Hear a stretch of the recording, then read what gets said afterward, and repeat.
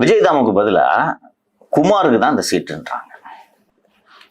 விஜய் புஷியானந்தை பார்த்து நான் அண்ணாவை பார்த்து சொல்ல போறேன். நான் 20 வருஷமா இருக்கேன், விஜய் அண்ணா உங்களை தான் கூப்பிட்டு சொன்னாரு எனக்கு வேலைச்சேரி கொடுத்துருங்கன்னு சொல்லிட்டு அவரை விஜய் அவர்களே சொன்ன பிறகு நீங்க எனக்கு இல்லை அப்படின்னு சொன்னீங்கன்னா நான் போய் திருப்பி சொல்ல போறேன் அப்படின்னு சொன்ன உடனே ஜூனியர் விகடனில் ஆசிரியராக இருந்த திரு கலை அவர்களும் அரசின் முதல்வரின் ஆலோசகராக இப்போது இருக்கும் திரு ஜான் ஆரோக்கியசாமி அவர்களும்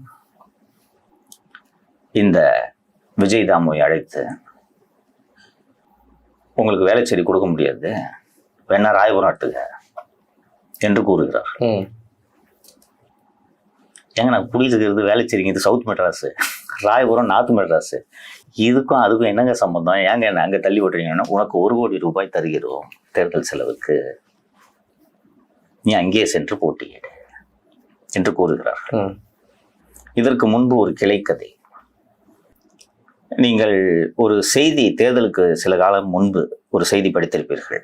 விஜய் வி என்ற தொகுதியில், வி எழுத்தில் தொடங்கும் தொகுதியில் போட்டியிட போகிறார். வேளச்சேரி, வில்லிவாக்கம், விருதுநகர், விளாத்திக்குளம், விக்கிரவாண்டி போன்ற ஒரு தொகுதியில் போட்டியிடுவேன்னு ஒரு நியூஸ் வந்துச்சு.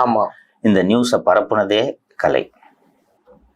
இது எதுக்குன்னா வேளச்சேரி குமாருக்கு இந்த சீட்டை கொடுக்கறதுக்காக இந்த நியூஸை பரப்பி விட்றாங்க.